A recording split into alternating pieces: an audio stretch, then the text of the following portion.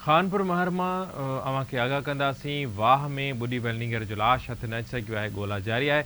गुज़िरियल ॾींहुं 5 वरियनि जो नींगर बाक़र हुसैन चाकी वाह में बुॾी वियो हो। वारसनि ऐं मक़ामी टोबनि पारां केतिरनि ई कलाकनि खां नींगर जी ॻोल्हा जारी आहे। ब्रेकिंग न्यूज़ आहे, असां शेयर कंदासीं खानपुर महर मां। खानपुर महर भरिसां वाह में बुॾी वियल नींगर जो लाश हथ न अची सघियो आहे, जंहिंजी ॻोल्हा जारी आहे। गुज़िरियल ॾींहुं 5 वरियनि जो नींगर बाक़र हुसैन चाकी वाह में बुॾी वियो हो।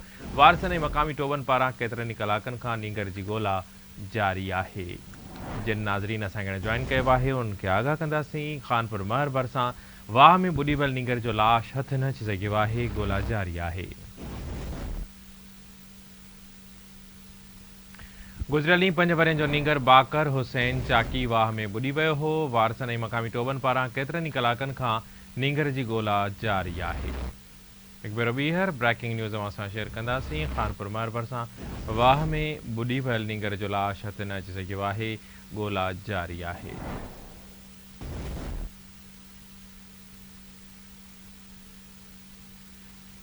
गुज़िरियल ॾींहुं 5 वरियनि जो नींगर बाक़र हुसैन चाकी वाह में बुॾी वियो हो। वारसनि ऐं मक़ामी टोबनि पारां केतिरनि ई कलाकनि खां नींगर जी ॻोल्हा जारी आहे। हिन वक़्त ताईं नींगर हथ न अची सघियो आहे। अवांखे आगाह कंदासीं। गुज़िरियल ॾींहुं 5 वरियनि जो नींगर बाक़र हुसैन चाकी वाह में बुॾी वियो हो। तफ़सील मालूम कंदासीं मेहर महर खां। जी मेहर, छा तफ़सील आहिनि?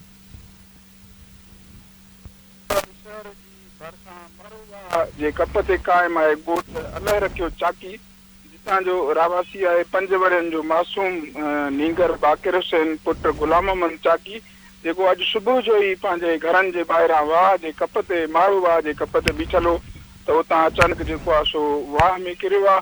ऐं उनखां पोइ जेको आहे उन जा वारिस आहिनि ऐं मक़ामी मीराणी बिरादरी जा टोबा आहिनि, उहे मुसलसल उन्हनि अॼु सॼो ॾींहुं जेको आहे उन मारू वाह में नंढड़े जो जेको आहे उनजी ॻोल्हा कई आहे। पर हिन महिल ताईं जेको आहे सो मासूम ॿारड़ो जेको आहे उहो मिली न सघियो आहे।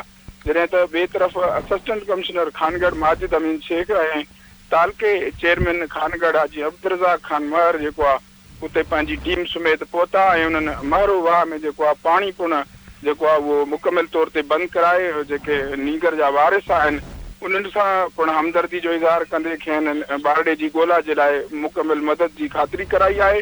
हिन महिल बि मासूम ॿारड़े जा जेके वारिस आहिनि उहे मारू वाह ते मौजूदु आहिनि ऐं मक़ामी टोबा जेके आहिनि उहे उन नंढड़े जी ॻोल्हा करे रहिया आहिनि। पर हिन महिल ताईं सॼे ॾींहं जी ॻोल्हा बावजूदि मासूम जेको 5 सालनि जो आहे बाक़िर हुसैन चाकी उनजो को बि दस पतो न पइजी सघियो आहे। जी वॾी महिरबानी मेहर।